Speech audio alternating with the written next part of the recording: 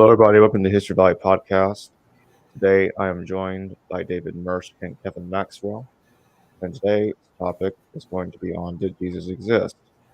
Kevin Maxwell believes that Jesus represents astrology and the zodiac, while David Mirsch thinks that Jesus actually did exist and that the astrological characteristics were just simply grafted on the character. At a later time, he also thinks that Jesus survived the crucifixion. And that's what we're going to be talking about today. So I'm gonna pass the mic to Kevin Maxwell. He's going to go first. He has presented us with his PowerPoint presentation, which is on the screen now. Yeah. So Kevin, so we can get started. Sure, sounds good. Yeah, nice to see you, David. And of course, like the way I'm approaching this is I'm just kind of explaining my view of the death and resurrection, and then that hopefully I can have a conversation about the swoon theory from there. And so let's get started. So this is a slide I just made yesterday, threw together, but it's called the Symbolism of the Cross, and we kind of get into the context of that right at the beginning. So here we have John 3:13, no man hath ascended up to heaven, but he that hath come down from heaven, even the Son of Man which is in heaven. And as Moses lifted up the serpent in the wilderness, even so must the Son of Man be lifted up.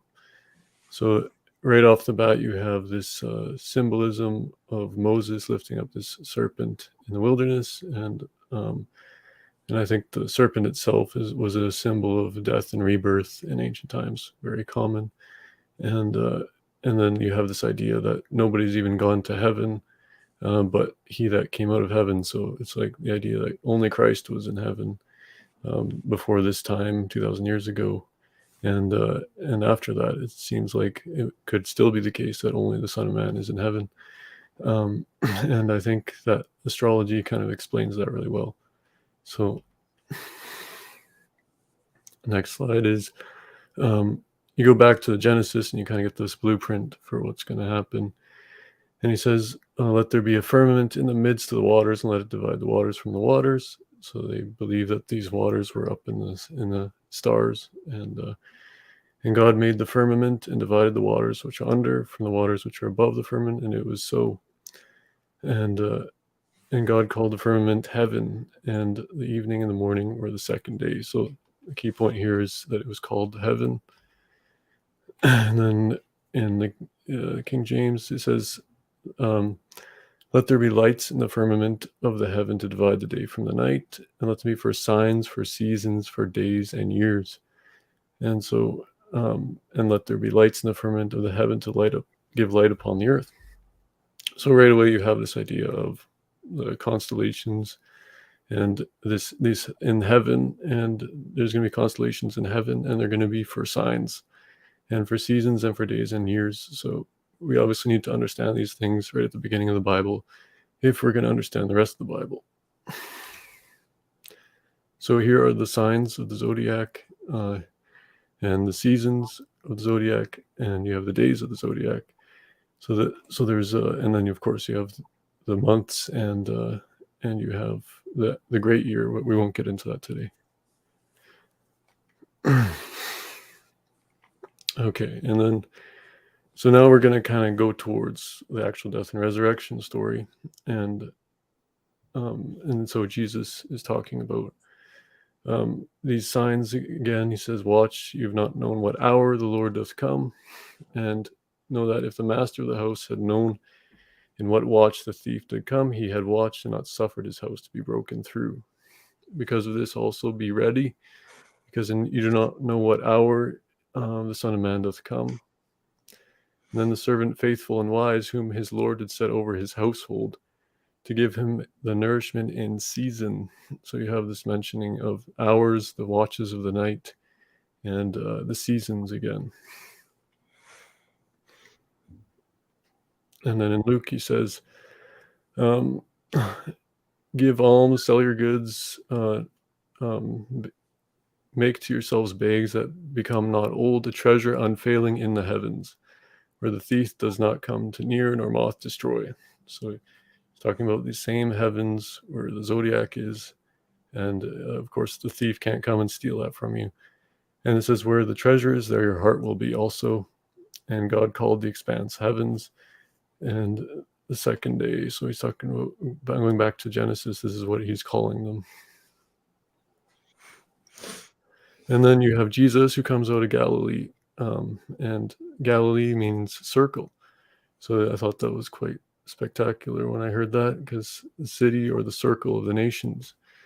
And so you can, when you look behind the meaning of that word, I think it's a good clue. It might be fulfilled that was spoken through Isaiah, Galilee of the nations, Matthew 4:15. The people that is sitting in darkness saw a great light, and to them sitting in the region, the shadow of death, a light arose to them. From that time began Jesus to proclaim and say, Reform ye, for come nigh hath the reign of the heavens. So this is like the reign of the zodiac on the earth, or the reign of the summer months of light. We can conclude from this text, Jesus came, basically what I was saying, just summarizing it, specifically to bring light to those who sit in darkness, according to their times, to reap and to harvest and overcome the cold hand of death. And this is exactly what the personified Son does. And then, setting up the context for the death and resurrection, you have the betrayal of Judas Iscariot, by Judas Iscariot to Christ. And in Luke 23, he's being numbered of the 12. So you have this number 12 again, 12 tribes, 12 disciples. And this is all seems to be the 12 signs of the zodiac. And he spake having gone away, spake with the magistrates, or the magi, which are like these magicians or astrologers, and how he might deliver him up to them. And you have that word up again. And they rejoiced, and they covenanted to give him money. And so this is like the covenant of the zodiac is kind of like spoken of the same way. And it's interesting that they're rejoicing, and yet they do not even know, can't even recognize Jesus when they go to betray him. So he agreed, and he was seeking a favorable season to deliver him up to them without tumult. Matthew 26:15. And then he says, I will deliver him up to you. How? And they will weighed out to him 30 silverlings. And that time you seek a convenient season again. He says, he did give them a sign saying, whoever I kiss, it is he, lay hold on him. So remember, they're rejoicing that Judas Iscariot's going to give them Jesus for 30 silver coins. We'll get into that in a minute. But how does he do it? He does it by, he's saying, the guy I'm going to kiss, it's going to be him. So they're rejoicing, but they can't even recognize Jesus at this point. And immediately having come to Jesus, he said, Hail, Rabbi, and kissed him. So what does this mean? So the 30 silver coins, I believe, represent the 30 degrees, which make up a single sign of the zodiac, like Scorpio. And it appears to have to do, I'm sorry, I'm going halfway down here for time. It appears to have to do with the moon passing through this sign, or the 28 to 30 days, which creates our month and is the full cycle of the moon, which takes place 12 or 13 times in 1 year, betraying itself to the new year or the new kingdom.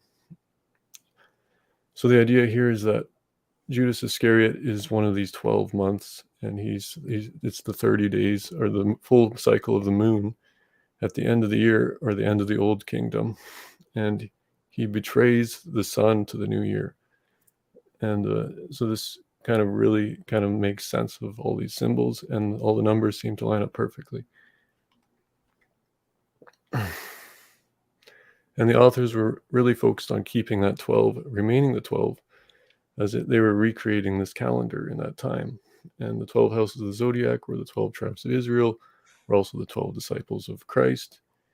And in Acts 1:26, it shows us that they were casting lots, and the lot fell upon Matthias, and he was numbered with the 11 apostles. So they end up replacing Judas Iscariot.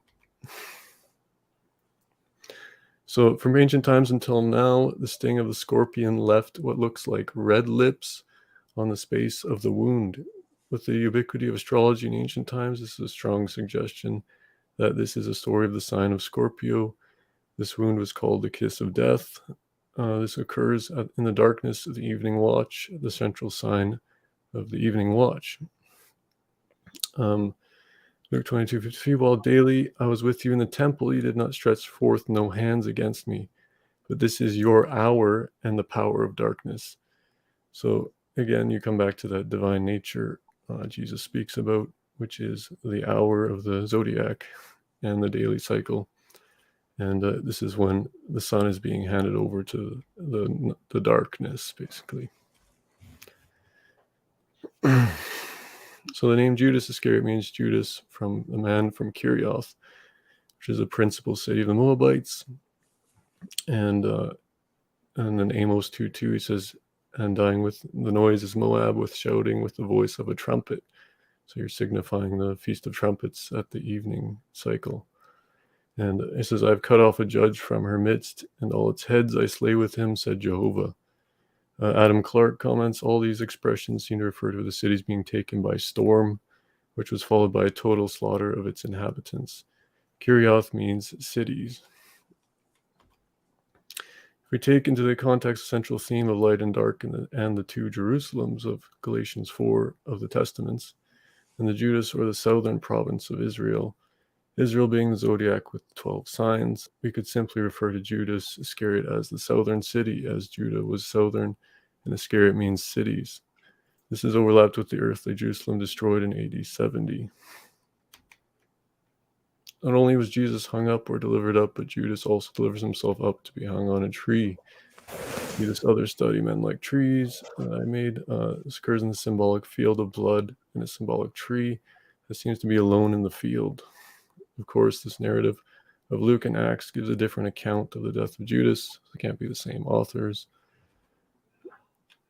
Now, what kind of stories is going to be based on where the evidence is going? So we set up for the crucifixion now, or the crux, which is the cross, and you could say fiction. Everything happens according to time. So from what I understood, just looking up briefly, the swoon theory is the idea that Jesus survived the cross. So it only took him 6 hours to die, when it usually takes 3 to 4 days for someone to die on the cross. So let's look at some images. So these are some images I got from studying astrotheology. The one on the left is from Santo Spinacci. I've edited a little bit. So that's the Adam Kadmon of the Jewish occult symbolism. And the middle one's from the Freemasons. The one on the right is just the daily cycle on the zodiac. So Jesus hangs on the cross from 9 a.m. to 3 p.m., or the third hour to the 9th hour, 9 to 3, 3 to 9. A coincidence? So you have the two hands, and he goes from basically the sign of Taurus to the sign of Leo, and the governing planets would be Venus to the sun, basically. And you have that when you put the square inside of the circle. So Jesus persuades the second sign for the fifth sign, or he betrays the head for the heart, or the solar plexus. Jesus, or the yes of God, is also described as a serpent. The Kundalini, recall John 3:14. As Moses lifted up the serpent in the wilderness, so even so does the Son of Man be lifted up. And of course, this has huge significance on the zodiac. So Jesus lifted up where? He's lifted up at a place called Golgotha. This is the place of the skull. Right. So let's remember that this stuff in the mythologies happen in the human body, and then they happen in the cosmos. And they're mirrored against each other. So the serpent light bringer energy is lifted up to the place of the skull at the kingdom within you. Luke 17:21. And on the zodiac, or Galilee. And as it is lifted up, it stays there until it spreads throughout the nations of the zodiac, descending into the worst of the chakras.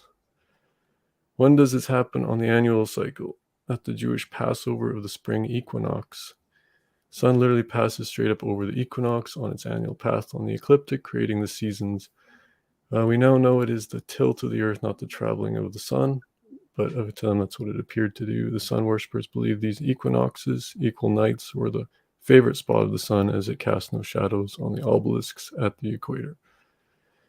Of course, the third of the seventh feast of the Jews was the Passover's first fruits feast, the risen Savior, as the sun was called in Egypt, another place Jesus is born. The third sphere of the tetrabiblos was also the sun. It could have been maybe the fourth, but I'm just have to check that again. As it is the third solar plexus of the 7 chakras, which are also the 7 churches of Revelation. They're called the 7 from Yahweh, as the 7 summer months are also the 7 colors of the rainbow and the 7 visible planets. You have the symbolism being repeated in the numbers. There's nothing new under the sun is an apt saying, as a new covenant is always referring to the upper part of the body and the zodiac. Ecclesiastes 1:9. The savage father governs the past. The Christ is at the center, governing the present moment, and the Holy Spirit of fruits is the light of the future. This is how mythology works. As you can see, timing gives away the whole thing. The very nature and essence of the scriptures is found in the beauty of the zodiac and human psychology. What is next is a narrative, of course, follows the pattern of what happens next in the zodiac. Jesus is put in the tomb or the womb of Virgo, the house of bread from the heaven. The sun appears to set at the end of the day, descending into a flat earth model. So again, I'll just clarify the womb of Virgo, that's kind of like the womb of the earth. It gives forth life on the surface of the earth, and the sun would appear to come out of the earth and be birthed or risen again. The 3 days in the tomb reflect the 3 days of the sun at the lowest point in the sky at Christmas, and also the 3 days between death and resurrection on Sunday. Anyone who knew the Old Testament could have easily predicted the resurrection of Christ if they knew the chronology of the 10 Commandments or feasts of Jehovah, and yet no one seemed to. And of course, the centurions, remember that the deceiver said while yet living, right? So they believed Jesus was a deceiver like the serpent. And they said, after 3 days, I will rise. And he said, command. So they put a watch on his tomb with a sepulchre. And it says, and the last deceit shall be worse than the first. So, of course, this is a fulfillment of the first Adam. So it's another archetype that's being copied from the Old Testament. The serpent was also called the deceiver. And so it's important to remember that, so we aren't afraid of deceiving ourselves either. These ruling planets or stars were thought to be the holes in the firmament. These holes in Jesus' hands are likely, I'm just kind of guessing here, but representing these governing planets where the hands of the cross are. Or it could be said that the serpent Jesus was hung from the morning star Venus or Lucifer until the kingdom or the house of the sun ruled the world in summer, in middle of summer. And Matthew 28, he says, he rose from the dead, and lo, he doth go before you to Galilee, where you shall see him. Lo, I have told you. So why does Jesus go immediately to the circle of the nations after his resurrection? Why at dawn? And I would contend that he's going to the circle of the zodiac, and he's going in the morning because that's what the sun does. It rises and it goes into the sky. And on the eve of the Sabbath at the dawn, of course, is the evidence there. People being crucified were not nailed to crosses. Therefore, what are the holes in Jesus' hand symbolic of? And he said he would sit at the right hand of God, which is what symbolized as the right eastern side of the celestial zodiac, which is what he did. I believe there's other early mythological gods, like I think it was Adonis, would sit at the right hand of God as well. The right hand or the left, or the third to the ninth watch of the day. Either Jesus is following the sun very, very closely, or he is the sun. Recall that this serpent represents the cycle of death and life. Recall that there was darkness during the death of the sun. Recall that the spring equinox is the death of death. So the aftermath, the serpent follows its annual cycle after his resurrection. On the annual ecliptic, he preaches for 40 days before his ascent into the heavens, just in time for Pentecost, meaning 50 weeks after Passover, or the third feast. Or actually, it's actually the fourth feast here. But where on the zodiac does this feast occur? So you have, of course, the morning, first 3 feasts are at Aries, and then the fourth feast would be in Taurus. And that, of course, is where the right hand of the Christ would be. This is the time of testing the wilderness, where the first fruits must be allowed to grow in order to be harvested come Pentecost. So winter has come to an end, and now they're growing the first fruits, and it's getting ready for the harvest after the 40 days. And of course, these are the months of summer that are either getting ready for So Jesus kind of fulfills on a larger cycle what happened on the short cycle. So conclusion, as the sun continues its celestial journey through the zodiac each cycle, so does the Christ consciousness continue its journey through the human experience. The Jews founded the New Testament narrative with the 7 feasts opposed upon this annual cycle. The New Testament is a re-fulfillment of the remission of the sins of winter and darkness and all that misses the mark of a functioning divine nature. Of course, the word divine nature is from 2 Peter. The extreme narrative symbolism and symbolic contradiction make clear the lack of direct historicity, and the emphasis on the play and psychological principles reveal the ancient values which have more to do with the allegorical meaning than with the true history. And so just some swoon theory questions I would have. Why, if the story is historical, does Jesus do everything the sun does? If Jesus survived the crucifixion, doesn't that mean the law of Moses was not broken? Since the law is the zodiac or from Enoch, what did it mean for the law of death to be broken in a historical sense? Did this deceiver fail in his mission to remove sin? It appears to me the evidence used for the swoon theory is not supportive of the historical narrative. Rather, it uses what actually was historical about the crucifixion and reveals an even deeper astrological mythic symbolism. Call me excited. In this sense, all that more study by astrotheologians can do will only serve them. Even if it appears circular arguments are being made, I would contend that we are taking into account the largest circle of context. So that's my presentation.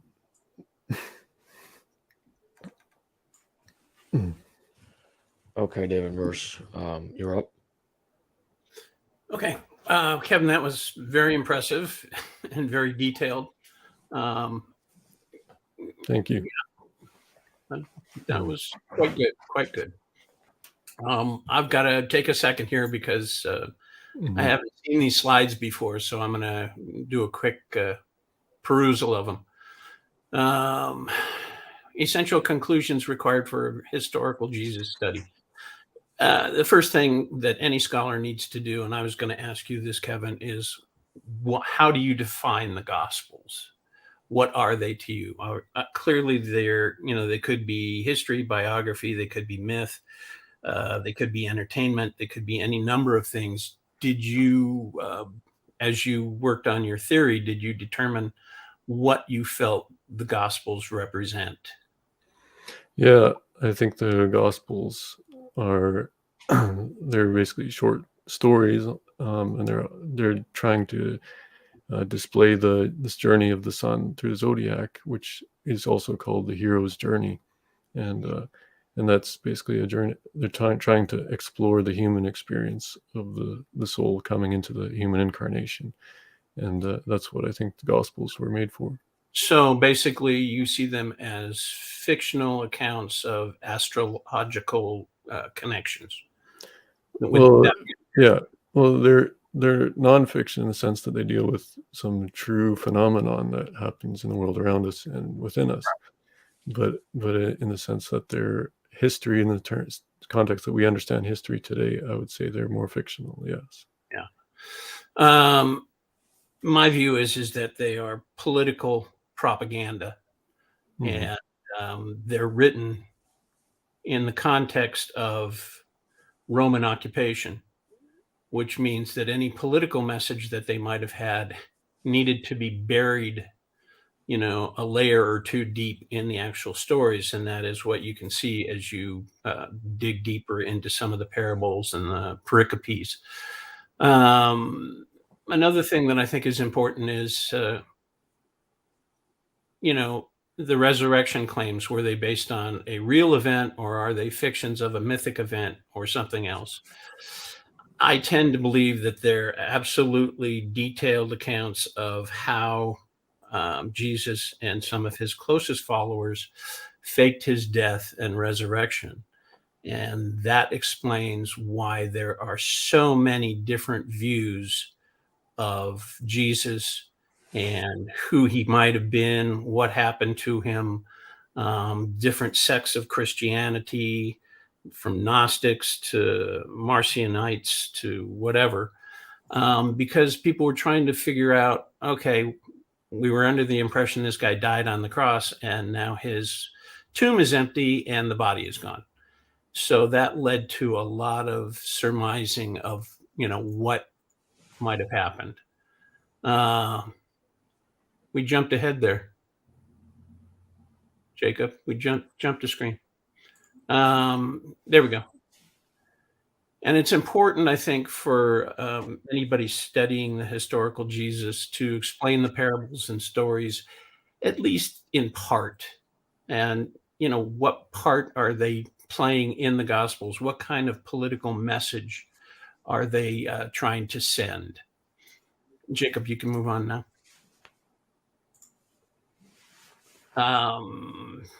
Reasons against the mythic Jesus theory. The beginning premise, although your premise does not come under this particular facet, but for most of the mythicists, the beginning premise is wrong. They assume that there should be ancient written accounts of an historical Jesus, and that's a false premise. There's numerous reasons why there might not be any written accounts of the historical Jesus. For one thing, we have no idea at all how much written material existed at that time and how much might have been destroyed as the Romans tried to destroy the culture, the Jewish culture of the time. There's also a thing that I think the Romans practiced, which was damnatio memoriae, which is damning somebody's memory, wiping them from the historical record. And they probably would have done that with Jesus if his body disappeared.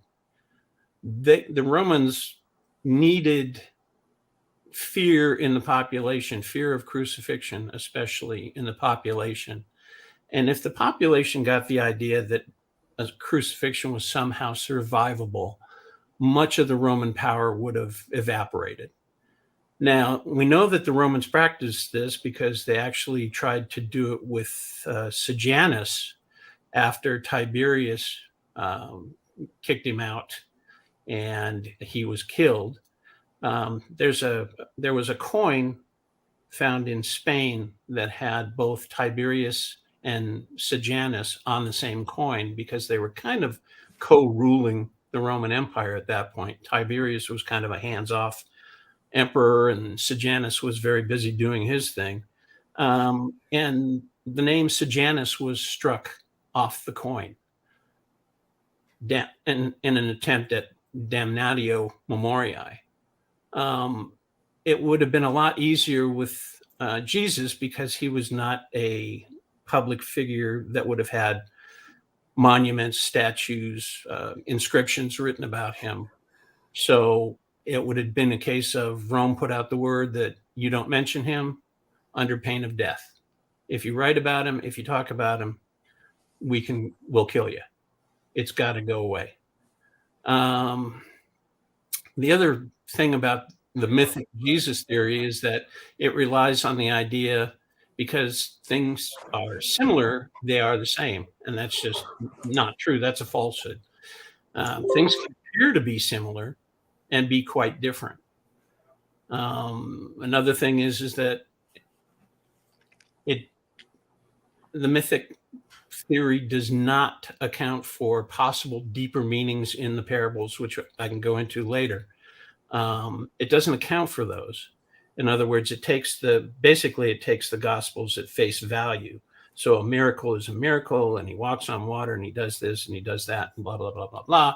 And of course, mythicists say that that's just not possible, couldn't have happened. Well, no, probably didn't happen that way, but are there deeper meanings to those events? And the mythicists don't seem to go in very much for digging very deep into this. Maybe there are some, and I just haven't come across them, but the ones that I've read do not deal with that. There are, in fact, extra biblical accounts of Jesus and his family, specifically his parents, which scholars forever have said, well, there's no writings about his family or his parents. Well, if you learn to read the Gospels correctly and understand the fact that they're trying to send a message without being too definite about biography in order to protect Jesus and his family from the Romans, you'll begin to see other accounts that you go, oh yeah, that they're talking about his parents. And the main one for that is the story of Joseph and Asenath, which hopefully I can go into later. But it would be surprising to have a theory about a mythic Jesus that also has ancient writings about his parents. I think would be pretty unusual. I don't know of any other mythic, godmen, dying and rising godmen that have that, a separate, work of, writing about parents or other family members. So that kind of anchors him to history as well. There are no witnesses to the resurrection, which leads me to believe that if it was mythic, they could have put in whatever they wanted to show what he went through as he resurrected. The fact that there is no witness to his resurrection indicates to me that there was no resurrection, that he revived and disappeared from the scene. Also, the mythic Jesus presumes that the Gospels were fictional histories while neglecting other forms. And like I say, my own research has kind of indicated that the Gospels are political propaganda. And as such, they can include anything. They can include your theory. They can include other myths. They can tie into, any other writing that would have been available to the writers of the Gospels at that time. They could have incorporated easily. It doesn't. It makes sense that if they're political propaganda, they're going to embellish their hero. They're going to take things and try to write them in a way that people from other societies will understand and accept as well.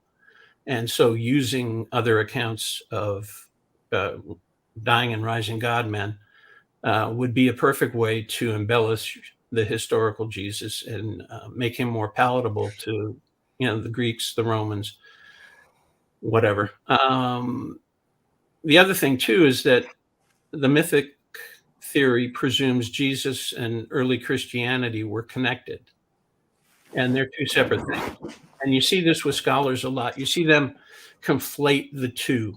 I've seen this with Richard Carrier and some of his works, and others as well, that they talk about Jesus as if he is the founder of Christianity, and I don't think that's true at all. I think he was a political person. He had a goal in mind of reestablishing the Davidic kingdom, and he was completely Jewish. He had no interest in starting Christianity. That comes later, after some of Paul's works and others, kind of redirect the message of what Jesus was actually trying to accomplish. Next slide, Jacob, please. Explanation for the naturalistic theory of the resurrection. Jesus had as I've mentioned, Jesus had political goals. He was, in fact, descended from King David. And we'll go into this a little bit later. He and his father were both priests, temple priests in Jerusalem. That is also backed up in the Gospels and in the story of Joseph and Asenath.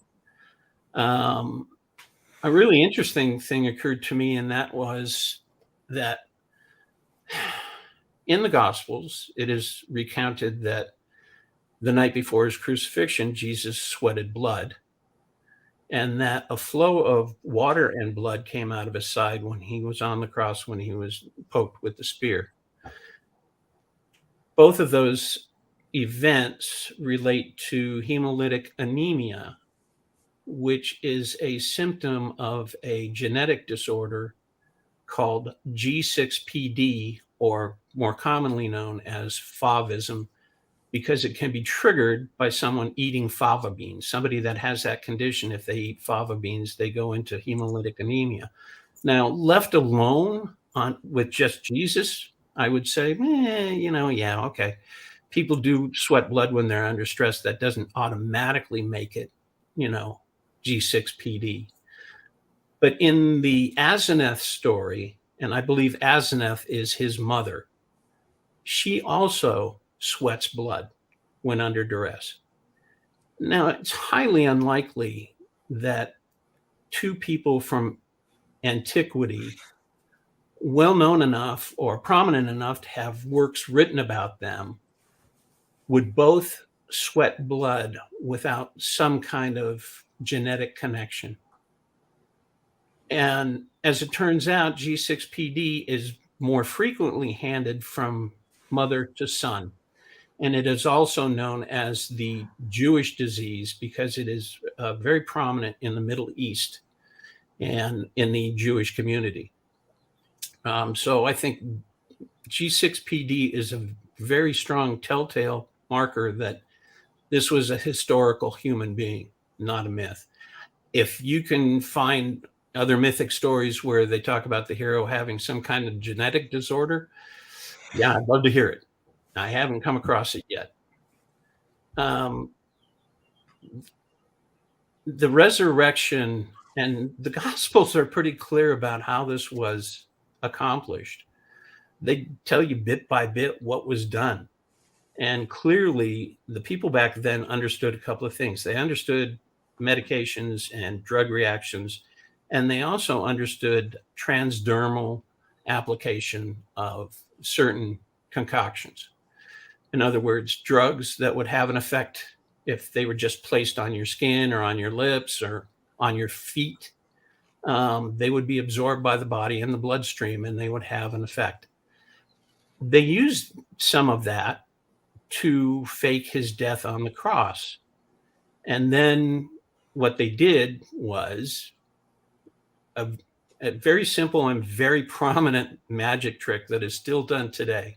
And it's called the empty box trick. If you read the gospel story about him being taken down from the cross and being taken to the tomb, it's late in the evening, pretty close to dark, and the witnesses are at some distance. There would have been a group of men who carried him from the cross to the tomb. The tomb opening would have been, in the first century, would have been 18 inches by 18 inches, so that you would have had to get down and crawl to get into it. And what they did was they took his body, they crawled inside the tomb, dragging his body through the opening. They cleaned him up, they revived him in the tomb, and then they took him out again right away before they sealed the tomb. They got him to the point where he could walk. They changed his clothes. They may have cut his hair. They may have shaved his beard shorter, so that he was not easily recognizable as the Jesus that went into the tomb. And they walked him away. They sealed the tomb and walked him away. Like I say, this is the empty box trick. It's still performed by magicians today. Again, this is why there were so many different views of Jesus, because he appeared to be dead and his tomb was found empty.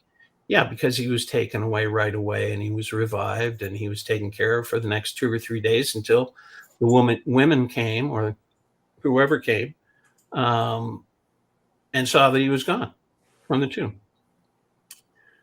The post-resurrection sightings are of a real man, a real Jesus, a historical character. There's no hallucinations involved. He survived the crucifixion. And I'll go back if I have time to explain how exactly he survived the crucifixion. It wasn't just about transdermal application of drugs. But this accounts for the confusion after the resurrection. What the heck happened and how do we explain it? And people went about their business trying to explain it in various ways. Same with the post-resurrection sightings. They're hallucinations. No, it was a spirit. No, it was this, it was that. Well, that's all explained if he faked his death and resurrection and left the tomb empty. Next slide, please, Jacob. This is a bone box, an ossuary. This, I believe this is, Caiaphas's, the high priest Caiaphas. It's very ornately done, so it was done for a prominent individual. In 2011, the time my book came out, before I knew about it, archaeologists went public with a find of the Miriam ossuary. And the inscription on that one is Miriam, daughter of Yeshua, son of Caiaphas, priest of, whatever priestly course he was with, from Beth Imri.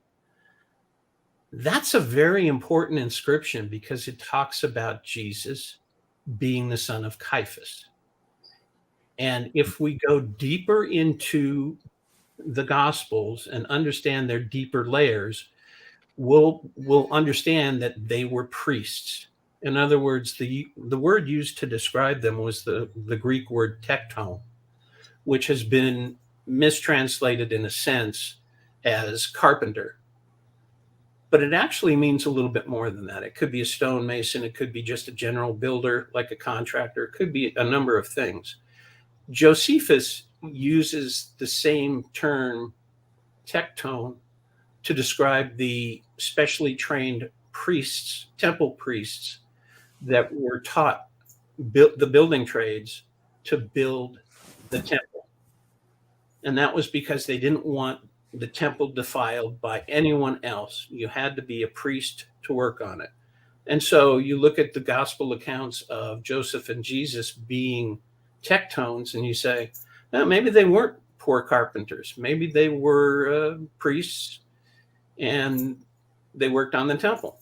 And here we have the Miriam ossuary saying that Caiaphas had a son named Jesus.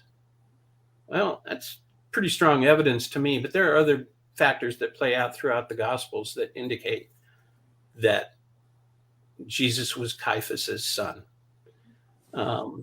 Very quickly, Caiaphas was the one that really pushed for crucifixion because he knew that Jesus could survive that. Jesus could not survive a stoning. He could not survive a decapitation. He could not survive a drowning, but he could survive a crucifixion. Caiaphas is also referenced as Joseph of Arimathea in the Gospels. And the Aramaic for Arimathea is heights or hills. Caiaphas was a high priest. That's what it's kind of playing a word game with. Arimathea unusually went to the Romans and received permission to take the body of Jesus down from the cross. That was a right only, reserved for family members. So it indicates to me that Joseph Caiaphas is the one that went to the Romans and said, this is my son. I want to take his body down.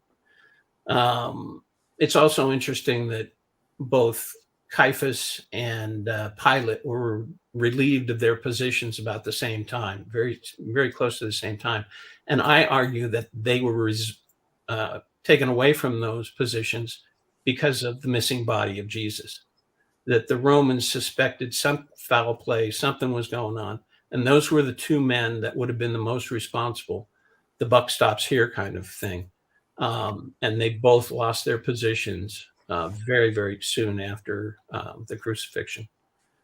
Let's see. You can go to the next slide, I think. Actually, that's it. That's it right there. I think the most telling thing is the Miriam ossuary confirming the gospel accounts. The other thing that is interesting about the gospel accounts is that the need to hide Jesus's real identity. And the birth narrative of the nativity scene is you see shepherds are there and they have their flocks there. Well, the term shepherd is used in the New Testament around 20 different times.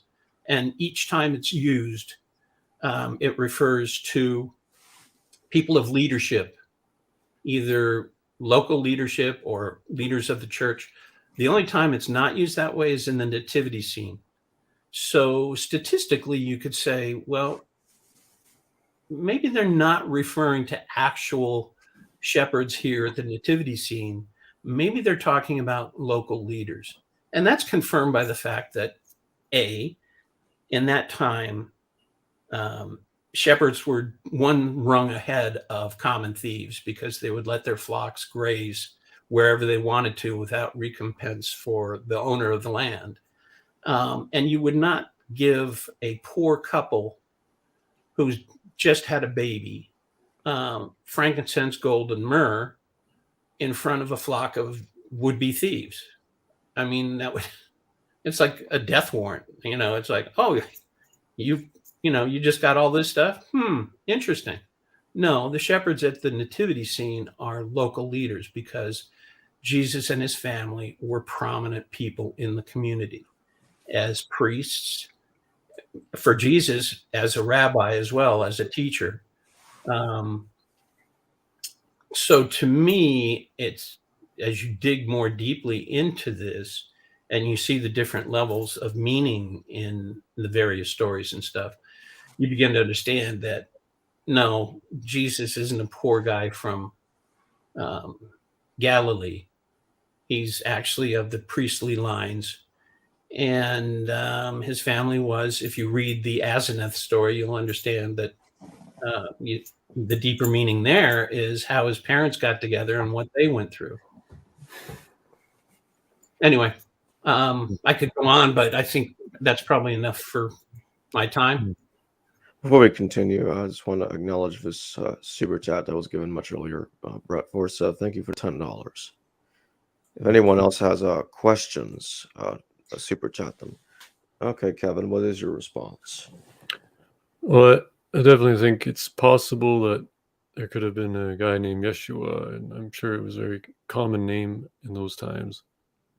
And I think it's always interesting when we find new artifacts that have the name Yeshua on them and stuff. But I'll just start with the point about the spear in the side is like, I think David Matheson has this idea that there's this centaur, the constellation of the centaur, and he has this spear, and it seems to be, and this could be or even Sagittarius, who has this centaur sort of idea. And he's it could be stabbing the zodiac or the Christ on the cross of the zodiac at that time. And of course, you have this poetic language: out of your belly flows rivers of living water. And then, of course, Judas has the gushes out the blood, and it's called Field of Bloods. And you have this spiritual language around water, and the water is of the spirit, and it's so you have the language there to interpret it kind of either way, but I don't know. Yeah, you could theorize that it's this disease, but within the context of the story, I think every element is symbolic, and if we don't go deep in understanding all the different elements, then we don't see the bigger puzzle that's kind of being painted. So that's kind of my position maybe on that is I still have more exploration to do, but I still would lean towards the idea that the spear, the centaur or whatever, centurion stabbing Jesus in the side on the cross, and water pouring out would be a sign of the spirit being kind of poured out, and not so much to do with maybe this strange genetic disorder, which is a much more human and realistic concept than I think the theme of the scriptures has. And I think even all the characters, like I think Hercules and like Kronos was Saturn was the father of this guy, and like even in the beginning of the Gospels, you have symbolism in the numbers of the generations. You have 14 generations from this guy to this guy, and so I kind of see all of those 14 is actually the cycle of the moon again. So you have the cycles, and you have the naming, and like I think that they did use some of those names in real historical people for sure. And but at the same time, they were almost more concerned about getting these numbers right, because the numbers is the language of the gods and stuff like that. And they were more concerned about getting across this timeline of the zodiac than they were about the actual historicity. So I still would minimize the historicity of it in that sense. And even King David, there's a lot of psalms about that are very poetic, and you could place on the zodiac. So to me, the Bible is a much more poetic document than a historical document. And that would basically be my summary of my answer, I guess, for that. But I don't argue that, what you're saying, Kevin, is not correct. Right. I very well could be correct. I think it could have been a way of writing the history in ways that people would find easy to remember. In Mhm. other words, I'm sure the zodiac and the stars played a very large part in the lives of everybody back then. There wouldn't have been the light pollution. There would have been very prominent in the sky. And I think that it's quite possible that utilizing those things that you've talked about to portray the historical story, so as not to give anything away to the Romans and the Jewish leadership, I think is really quite possible. I just don't see it, and you kind of mentioned it, there towards the end. I don't see it as refuting a historical Jesus. I just see Yeah. it. I don't think it has to. I think it's like everything else that is mentioned in those terms. It's like, well, whoever wrote the Gospels, and I think it was at least Mark and Luke were written by Philo, that he would have been well aware of all the historical, works about dying and rising God men, and he could have easily incorporated those into the Gospels that he was writing. And the reason I think it was Philo, and this comes from the was it Stanford University School of Philosophy, they did a in-depth study on Philo, and they determined that he was the only writer of antiquity that wrote Jewish works in Greek with Latin titles, and that's Mark and Luke. They're Jewish works written in Greek, and Mark and Luke are both Latin titles. So I really do tend to think he was a near contemporary or contemporary to Joseph and Jesus. And we know that he went to the Jerusalem temple at least once.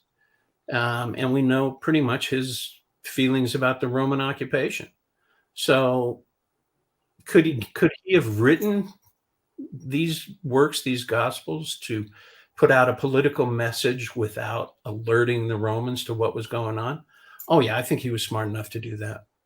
And I think he was smart enough to understand that, a good way to do this is, your point of view, introduce, astrology and introduce other, mythic godmen. I think that's completely possible. But Well, yeah. yeah. And I think the Caesar's Messiah sort of theory is like very logical, because like the Romans clearly controlled a lot of the history back then, and they created the Flavian cult, and what that means is they were obviously trying to incorporate these older religions and trying to win people over for their political movement, and I think that continues throughout history. So I think even recent history where political movements try to dominate other cultures, and so I think we can learn from that. It's a continuum. Yeah. Basically. It just goes right through human society. One level is absorbed and maybe changed a little bit by the next, generation or two generations or whatever. But yeah, it's a continuum of how to deal with things. If I can try to pin down the historicity of Jesus with one quick story, the story of the Gadarene demoniac, also known as the Gerasene demoniac, and I believe the third story was the Gesserine demoniac. And the main part to this story is obviously Jesus exorcises a demon from this man who is chained to a cemetery.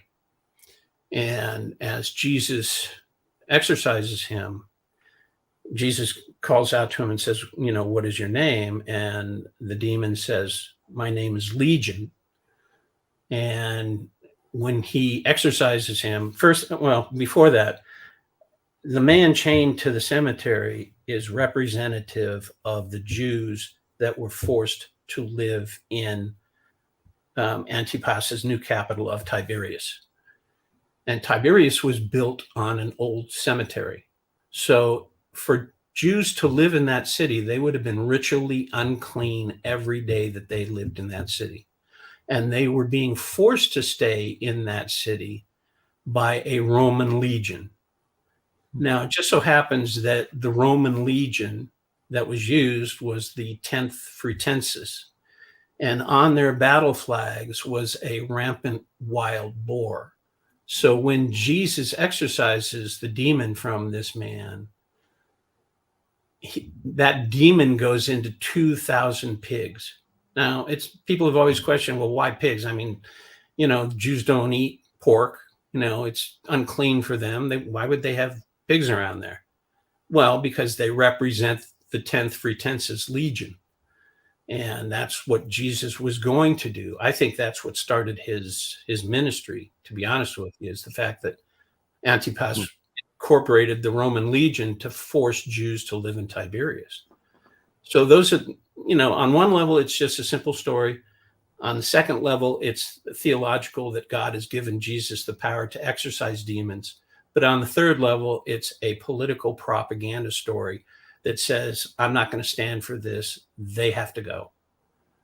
So that, to me, anchors the historical Jesus into a time and a place pretty specifically.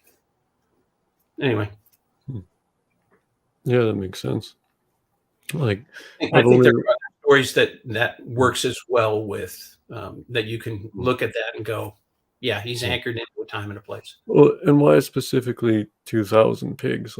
I wouldn't really ask why pigs as much as I would ask why 2,000 and why this animal again, because zodiac kind of has that word zoo in it, and you have the animals of the zodiac, and you have the symbol of number 2 being emphasized by factor of 1,000, and then you have the 1,000-year reign and the millennium. So it's almost like these are they're throwing more puzzle pieces at you. That's how I kind of understand that for this symbolism. But yeah, I see that more as, I don't know if that's a Roman. I don't think would only be 2,000 would only be part of a Roman cohort. Right. Okay. Roman cohorts were larger than that, so 2,000 would be just probably all they needed to keep control of the city of Tiberias and keep people there. But your point is well taken as well.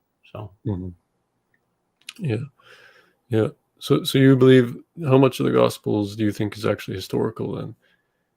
Well, I think there's quite a bit that's historical. I mean, I could go on about other stories and how they relate to historical episodes. I can tell you that if the Romans damned his memory, there are things where I think Jesus is written about in Josephus, but Josephus, doesn't use his name. In other words, the Samaritan uprising, I think, is led by Jesus. Okay. And you see part of that in his encounter with the Samaritan woman by the well. Right. Yeah. So that well is Jacob's well, and that's at the foot of Mount Gerizim. And there's a village there called Tirathaba, which people just think is a name. Well, it's actually a contraction of a Hebrew phrase, which is Tirat Haba'at, which means place of the choice or the vote. That was where the 12 tribes decided to break up the kingdom, David's kingdom. Well, at that point, it would have been Solomon's kingdom. That was when they went their own way. Well, Jesus's whole political point was to reestablish the United Kingdom. And so when he's talking to the Samaritan woman at the well, he's basically talking to the population of Samaria. He's basically saying, you need to come over to, what we believe at the temple in Jerusalem. We need to come back together. And ultimately what happens in history is that there's this revolt by the Samaritans at the foot of Mount Gerizim. And some of the leaders seem to have escaped Pilate's cavalry and soldiers. And what's interesting about it is that if that's the case, and that would have taken place late in the year, in the fall, which is what Josephus says, when Jesus arrived in Jerusalem, he arrived during Tabernacles, the Feast of Tabernacles. That's when they waved the branches in the air. That's what he encountered. Well, that takes place in the fall. So he went right from escaping from, the Samaritan uprising and Pilate's, soldiers, kind of straight to Jerusalem. He didn't arrive, like a week or so before Jerusalem and his crucifixion. He arrived months before in the fall and stayed in and around Jerusalem and built up, followers and what have you while he was there. Once people started to realize what he was up to and that it would mean war with the Romans, I think they tended to back off and turn away from him. And that's what you kind of see happening in the Gospels, that they suddenly turn away from him. But I think that's just, an interesting point of view, is that, if he was that. And the other thing, too, is that the Testimonium Flavianum is inserted. And I don't believe any of that. I think it's all an interpolation. But it's inserted right before the chapter of the Samaritan uprising. So I think whoever put it in Josephus wanted to distract from people connecting Jesus with the uprising. And so they inserted the testimonium right before that chapter. Oh, yeah. Yeah, that makes sense. And I find it interesting why they always mention the feasts, or like the Feast of Tabernacles, or like in the Gospels especially. Like, why did Jesus do this during this feast? Why did he do this other thing or at the next feast? And then it's almost like these are the key points of the Jewish feasts, and that's how you get this chronology in it. And it's the story really of the Israelites originally and their exodus from Egypt, and 40 years in the wilderness, and then enter the Promised Land. And that's kind of the same story the New Testament is trying to tell, with the exodus from the Old Testament and through this 40 year between 30 AD and 70 AD, and then you enter into the new kingdom, or the kingdom of heaven. And then so that's like the second Exodus motif. So then when Jesus comes, the Feast of Tabernacles, and they're waving the sheaves, well, that's the Virgo holds out the sheaf of the harvest, and she's entering in, and he's entering into the Jerusalem. Well, the lower half of the zodiac would be the Jerusalem. The upper half is our mother above, which is the Jerusalem above. So you have this theme of this symbolic, and Jerusalem means our peace.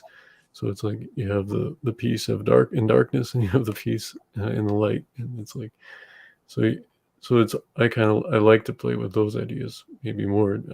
Maybe more my personality, but yeah. So I haven't really dove into necessarily Josephus. I've read the chapter about the destruction of Jerusalem, and I tried reading it from the beginning a little bit, but I haven't gotten that far. There's a lot of books that he wrote. So. Well, there's another thing in Josephus you might want to read up on, and that is when he writes about Jesus ben Ananias. If what I say is true, if Jesus is the son of Caiaphas, and Caiaphas in the Gospels is the son-in-law to Annas, which is the shortened version of Ananias, then Ananias is the maternal grandfather to Jesus.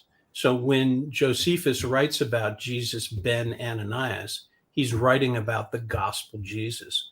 And the way that Jesus is presented in Josephus's work is that he comes on the political stage at 62 CE, when James the Just has been, the leader of the Jerusalem church, has been murdered. Jesus comes back on, but he hides his identity for 4 years until 66 CE, when the revolt breaks out and it's no longer necessary for him to hide his identity. And he speaks the same comments and words that Jesus speaks. Woe be unto, Jerusalem for not doing this and not doing that, woe to the four winds.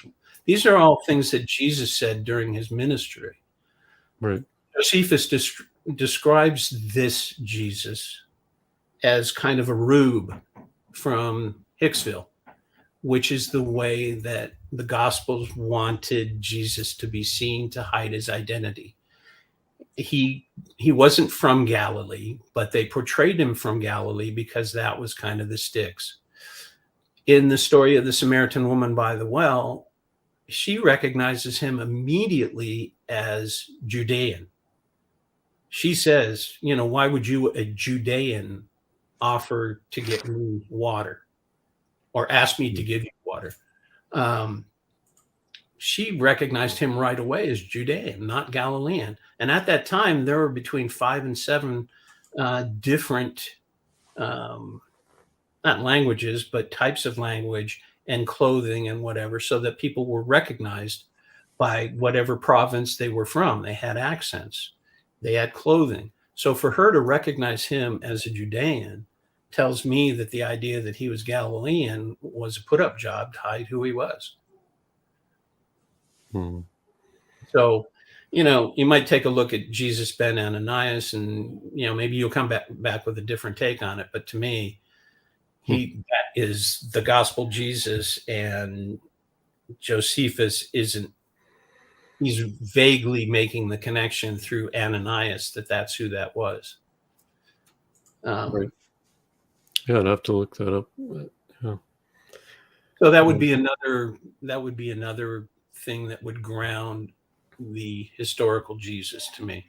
That it's extra biblical, it's specific to a time and a place. It makes sense about, who he was, why he hid his identity, for 4 years. All those things can be explained if Josephus is actually writing about the gospel Jesus. Right. Yeah. Anyway, I find that story interesting where he meets the woman at the well too, because it's like you have that symbol of the water, and he's asking for water, and of course that's like Aquarius he has the water pot and he's pouring it out, and you have that symbol of in the Gospels where the guy carries the pot of water, but that wasn't even common in those days. So then again, the water is like this living thing because it's moving and it's the river of water. And but yeah, and then you have like the 5 husbands, and he rebukes her for her husbands, and so you have this duality going on. But you also have the Judah thing, which is like, you think of the verse, the Lion of the tribe of Judah. Well, that's very much a Leo sort of thing to say, because it's the Lion of Judah is the summer sign, and that's perfectly opposite of the water sign. And the Egyptians loved the opposites. So it's like, so there might be something going on there, but I don't know. You understand the deeper meaning of the husbands of the Samaritan woman is that Jesus says, I know about your past 5 husbands, and this last one you're not even married to. Those husbands represent the leaders of Samaria. And the last one are the Romans. She couldn't be married to, the Roman leadership, because they were Gentiles, they were foreigners, they were, occupiers. So that's why he makes the distinction between her previous husbands and the one that she's currently with. Right. Okay. Yeah. They're the Romans, and, she's not, she has to put up with them. She has to live with them, but she's not married to them. Right. Yeah. And the Romans loved the upper half of the zodiac, so that would makes sense too. And because it's almost like the Romans, they wanted to be, it's almost like they wanted to be represented by the summer months and not by the winter months. And I've talked to Luther a bit about that, and and that's just they're making the southern half of the zodiac is like the Gentiles, and the northern half is like the Jews or the Israelites, and it's so he's reconciling the southern half to the northern half of the zodiac, and you're bringing back and you're grafting it back them into the kingdom of light, and that's kind of this theme I can see throughout the text too. So, but yeah, that would make sense with the Samaritans as in the Gospels. The Samaritans are these poor people or whatever. That's how you get Samaritan's Purse, of course, and stuff like that.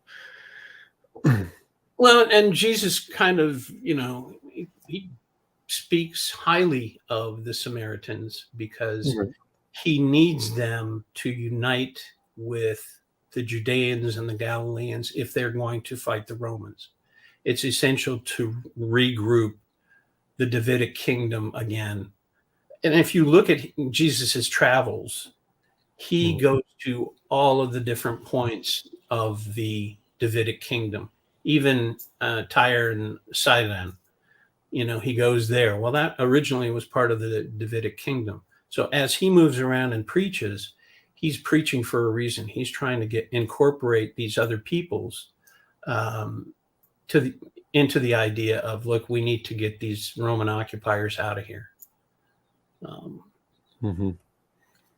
So there's also something interesting, a little bit off that topic, but in the Babylonian Talmud, there is a brief conversation with Ben Zoma and some other wise men about explaining how a high priest could impregnate a virgin without intercourse.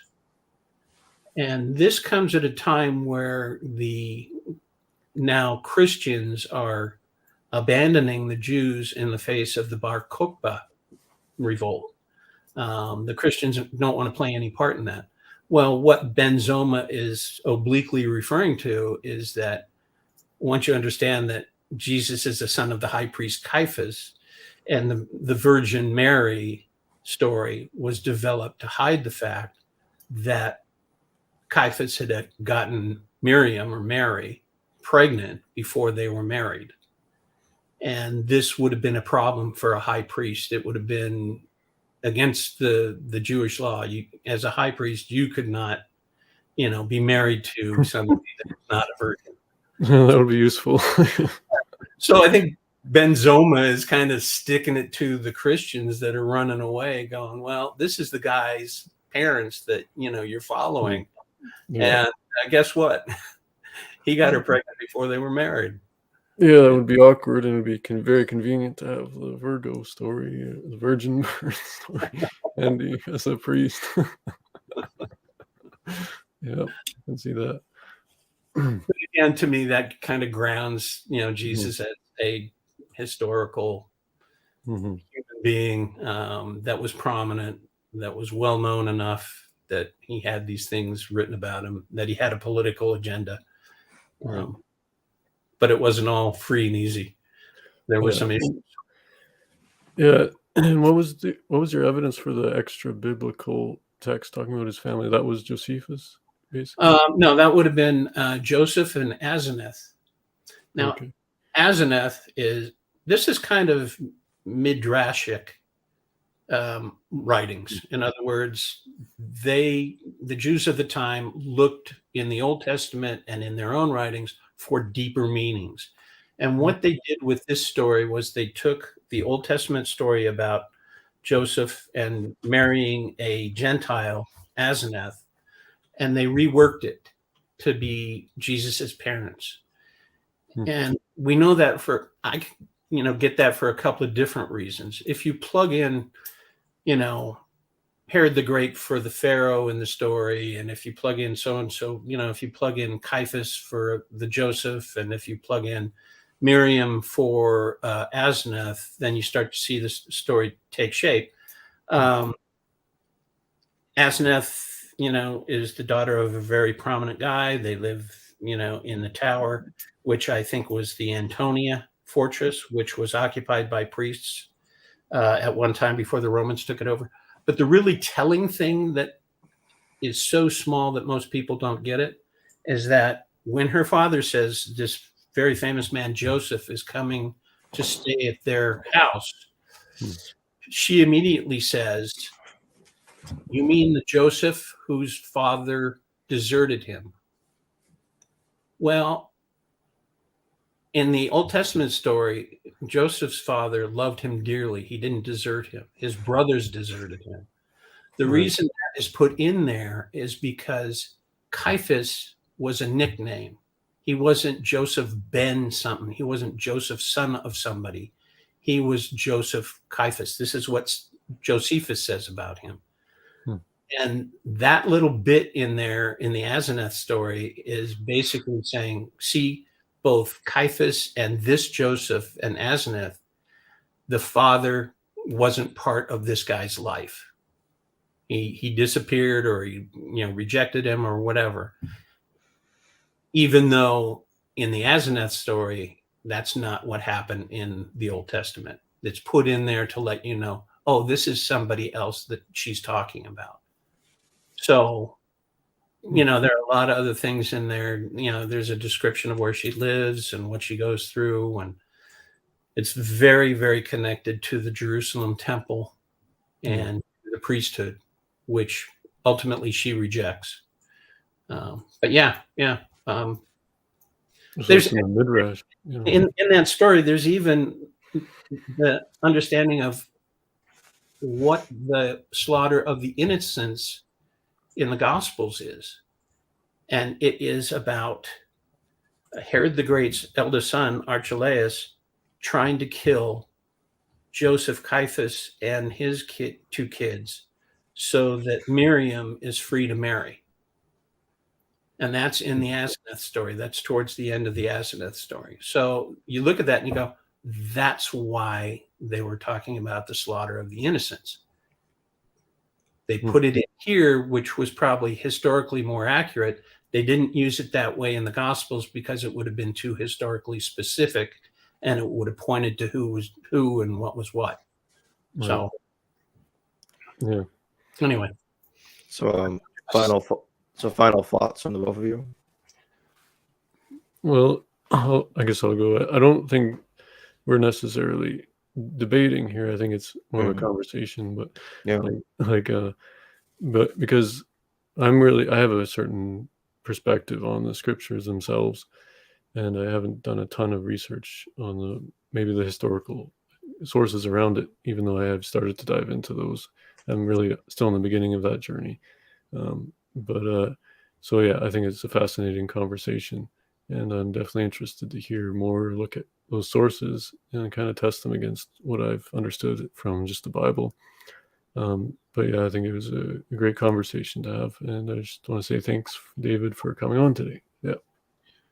And Kevin, I feel the same way. I really appreciate hearing from you directly, how you have recovered this information, which I think is totally plausible.